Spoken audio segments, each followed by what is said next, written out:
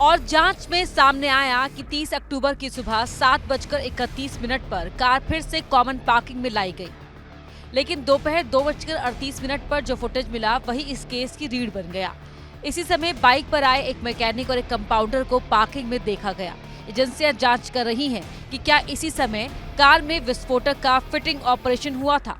सूत्रों के मुताबिक 30 अक्टूबर को मैकेनिक के आने के बाद और उसके 3 मिनट बाद कार के बाहर निकलने के बीच का ये छोटा सा अंतराल ही वो समय माना जा रहा है जिसमें कार में ब्लास्ट किट डाली गई होगी।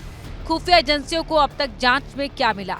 29 अक्टूबर को कार उमर यूनिवर्सिटी में लेकर गया। 30 अक्टूबर को मैकेनिक कंपाउंडर से मुलाकात हुई। 3 मिनट बाद कार यूनिवर्सिटी से निकल गई। अगले 10 दिन तक कार अंडरग्राउंड रही। धमाके से एक रात पहले कार एक्सप्रेसवे पर दिखी। इसके बाद की जांच और तेजी से की गई। 9 नवंबर की रात 11:43 पर कार दिल्ली मुंबई एक्सप्रेसवे के खलीलपुर टोल पर दिखती है। फिर 10 अक्टूबर की रात 12:46 पर यहां से निकलती है। 1 घंटे बाद 1:45 पर कार दोबारा उसी टोल पर देखी जाती है। पुलिस के मुताबिक ये वापसी किसी लोकेशन प्लानिंग का हिस्सा थी। 10 नवंबर को 3:07 पर उमर की i20 car Delhi Mumbai expressway KMP के पास पार्क थी और सुबह 6:42 तक वहीं खड़ी रहती है। ये लंबा ठहराव बताता है कि कार सही समय और सही जगह का इंतजार कर रही थी।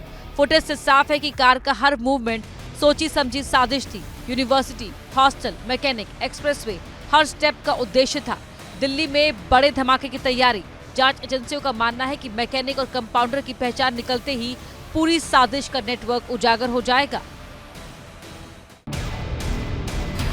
और जांच में सामने आया कि 30 अक्टूबर की सुबह 7:31 पर कार फिर से कॉमन पार्किंग में लाई गई।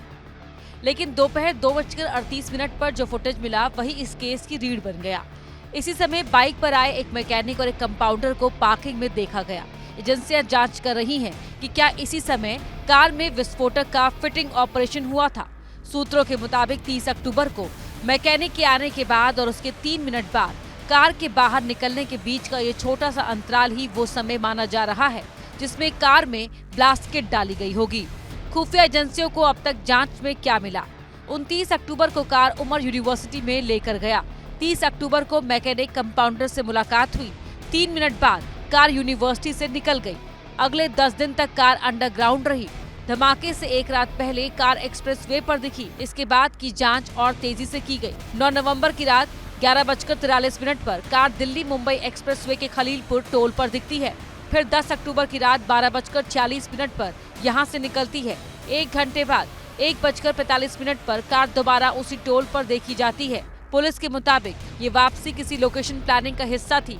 10 नवंबर को 3:07 पर उमर की i20 car Delhi Mumbai expressway KMP के पास पार्क थी और सुबह 6:42 तक वहीं खड़ी रहती है। ये लंबा ठहराव बताता है कि कार सही समय और सही जगह का इंतजार कर रही थी। फुटेज से साफ है कि कार का हर मूवमेंट सोची समझी साजिश थी। यूनिवर्सिटी, हॉस्टल, मैकेनिक, एक्सप्रेसवे, हर स्टेप का उद्देश्य था। दिल्ली में बड़े धमाके की तैयारी। जांच एजेंसियों का मानना है कि मैकेनिक और कंपाउंडर की पहचान निकलते ही पूरी साजिश का नेटवर्क उजागर हो जाएगा।